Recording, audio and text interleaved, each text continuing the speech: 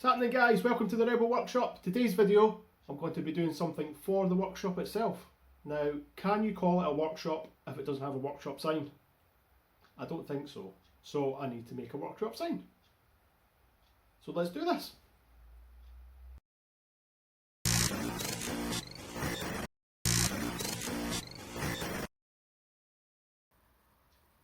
So for the workshop sign, this is what I'm starting with. It's an old metal display sign that was up and was being thrown away. So I came to the rescue once again. I've actually had it for a while. Didn't know what I was going to do with it originally, but I love the shape of it, especially this big circle.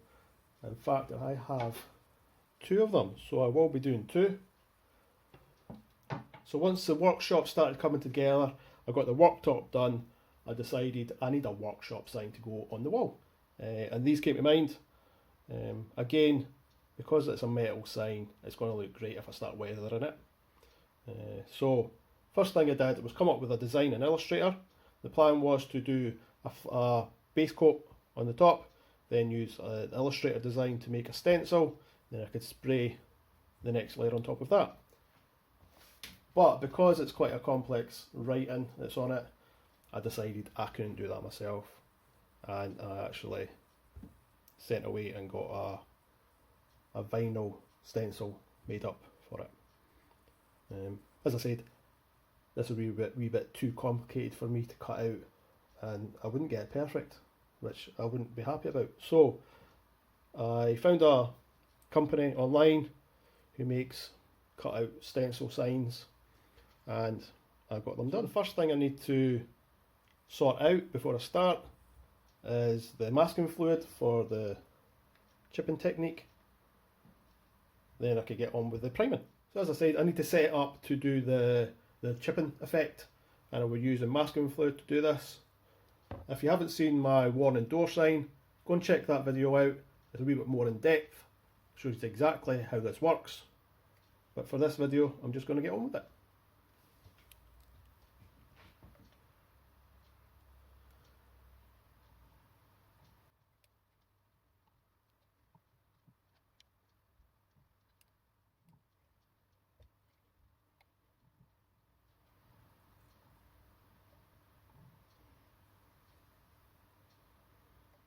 With the masking fluid dry, it's now time to prime.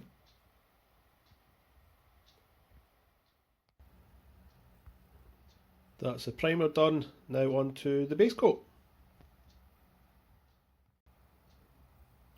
So that's the background colours painted. Since I've got two of them, I've decided I'm going to try and do the second one a wee bit different. This is what I was going to go with originally for both, but I'm trying to mix it up a wee bit. So time to start peeling the masking fluid off.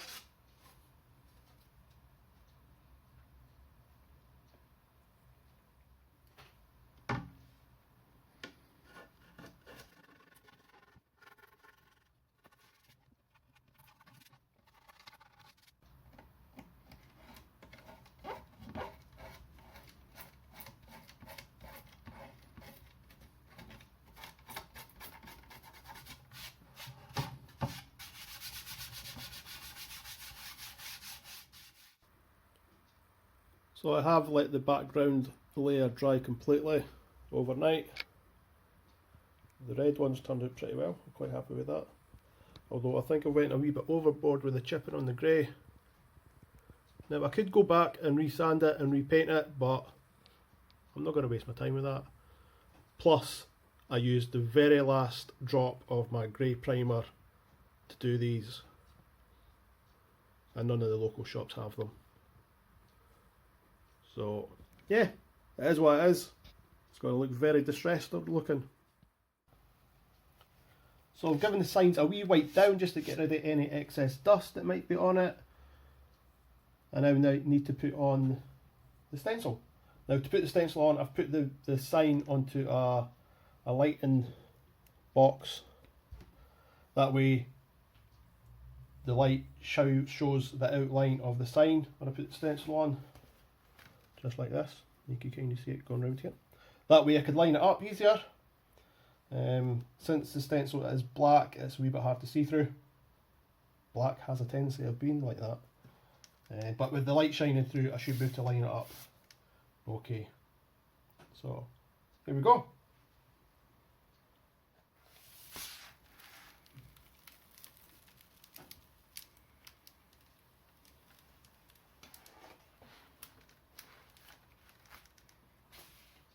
Now that was the easy bit.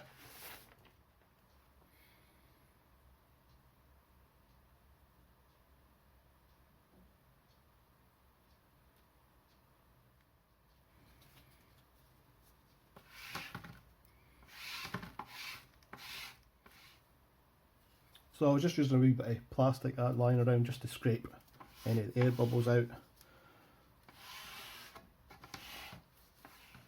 Because this is just a stencil, it's going to come straight off again after I've painted. Air bubbles aren't too much of a problem, it's just around the wee edges that the air bubbles would be a problem. I like to start peeling.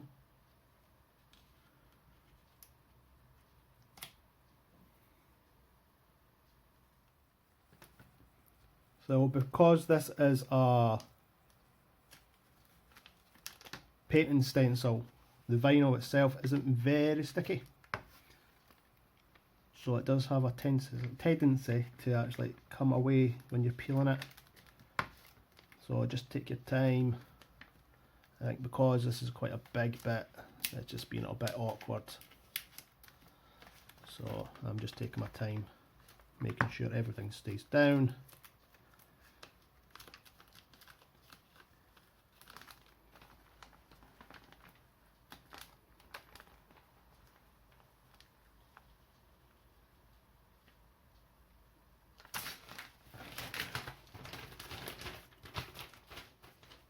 There we go.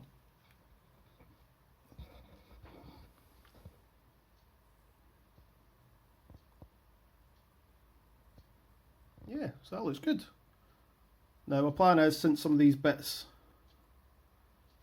are already chipped, I'm going to use my masking fluid once again, just to outline these slightly, and it will give a bit of a layered effect.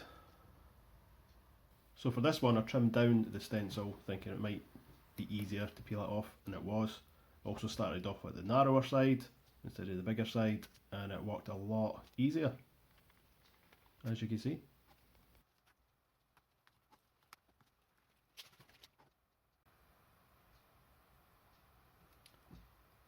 I really like how the stencil has made these bits a wee bit darker red, and I kind of like that. I do have a darker red that I could use. Oh, I might give that a try. Red on red. It might look good.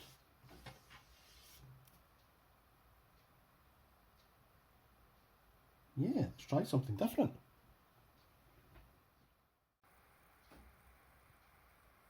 So once I put the masking fluid on the chipped paint from the bottom layer, I also went and did some extra wee bits just around the mask, the stencil, just at the lines, just to give it a wee bit extra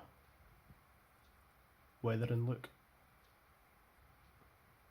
See how that turns out. Now I just need to leave it to dry. So that's them both sprayed. Now time to let them dry for a wee bit.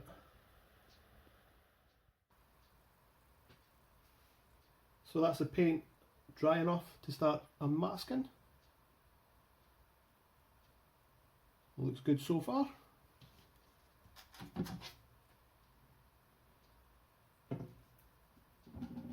So with this one I did a coat of the orange on top of the grey.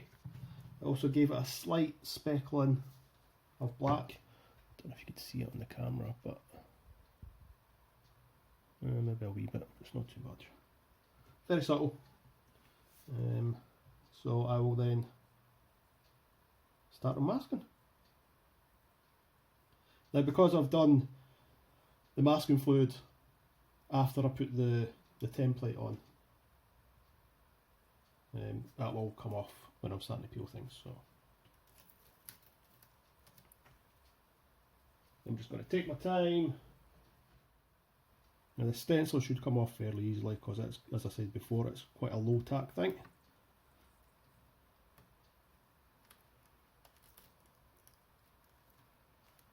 There we go.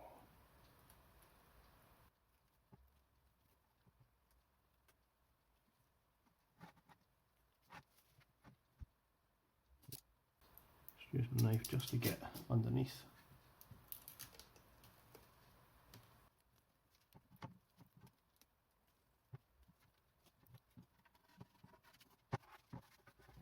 So it's looking great so far.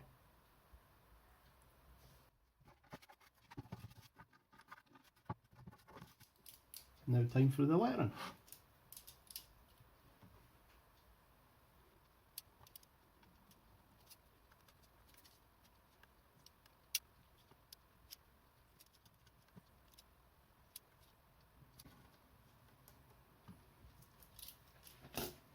Excellent. Well, I think that looks great. So as I said, I had a thought once I put the mask on that I might change it up a wee bit. Originally I was going to have it opposite way around, so it would be these same colours but reversed. But instead I've went for the red. So you see how it looks.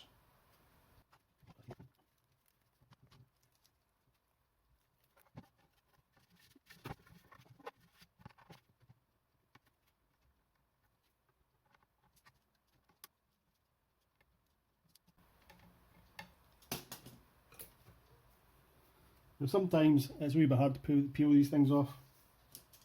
It's a wee bit hard to see because of the colour, and the knife sometimes takes a wee bit of the paint. Now normally it's okay, with this it's actually not too bad because it's going to be weathered a wee bit more, but I'm just being careful because I don't want to take away paint that I don't really want to take away. So I'm just going to use a skewer to try and get these wee bits instead.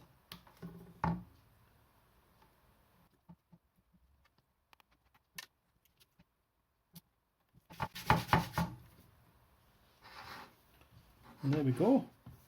I think that's turned out pretty good. I'm happy with the colour of it. Yeah, it looks good. I'm happy. So as I said, I'll give them both just a wee clean up. I'm just sitting next to each other like that. Oh, that's great. Wow.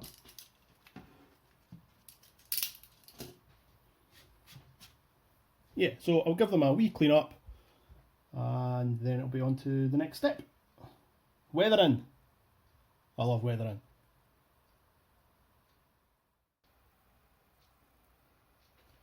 So that's the paint properly dry. I'm happy with it's looking just now. It looks pretty good, just as, but it needs some weathering. It's from the Star Wars universe. Everything's dirty, so it's time to do that. So for this, instead of just doing a plain black wash like I usually do, I'm doing something a wee bit extra, building up some layers of different colours to try and give a bit of a more rusted texture look to it. Yeah, so I've got some burnt sienna, some burnt umber, and some black, all watered down slightly. The sienna one's not as light. Yeah, so I'm just going to carry on with this. I've got some kitchen towels just ready to start dabbing bits away.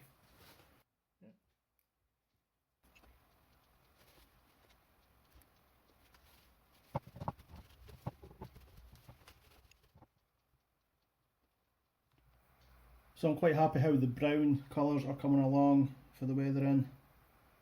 I'm going to try something a wee bit different now. that I've never done before, apart from actually on the walls in the workshop. I did a faux concrete look in the walls. One day I will show how I did it, but not just now. So I'm going to try something similar, and what I did was use some of the watered down burnt umber, yeah, and a bit of spray, water spray, just to get some drip effects. I'm going to see how it works. So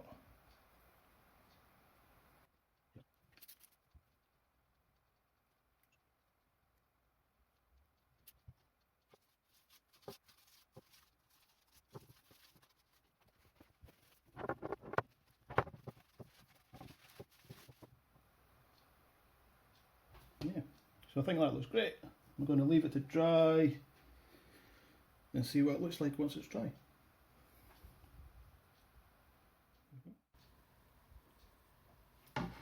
So the weathering washes have turned out great on both the signs. I'm really happy how they are looking. This one's got some streaks to it. The other one, it's not as streaky looking, but yeah, I'm really happy with it. But what I'm going to do is try something I haven't tried before. Now my wife Sophie got me some of these Tamaya weathering powders for Christmas, and I haven't used them yet. They're supposed to be for like scale models, like robots and tanks and things like that, to add rust and soot and different things. But I thought I'd give it a try and try and see if we could get into the cracks of the paint, just along the bottom edge, maybe to the top, I don't know, I'm not quite sure. I've never used them before, but I'm going to give them a wee try and see how they look. What I'm going to do is maybe try and use a wee bit of the orange rust first, then go on top of it with the browner rust and see how it looks. So, trying something new.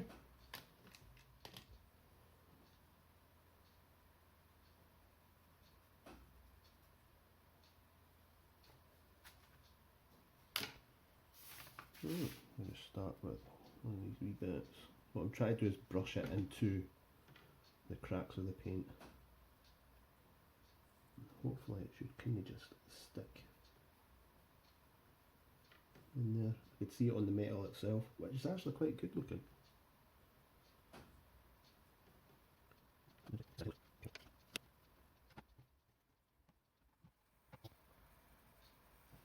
think that looks pretty decent. And it's gave the metal a slight rusty look, and that's with the orange rust. So I'm going to go and give it a coat on top of that with the brown rust.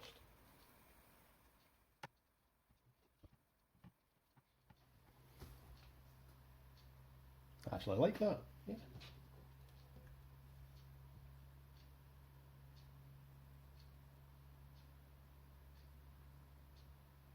So it's just given the metal just a wee bit of rusted look. It's very subtle, and it's probably not coming up on camera. So what we'll do is take some pictures of this one and this one, so you can see the difference. So here's some close-ups of the weathering powder on the one that I just did, and before and after another one.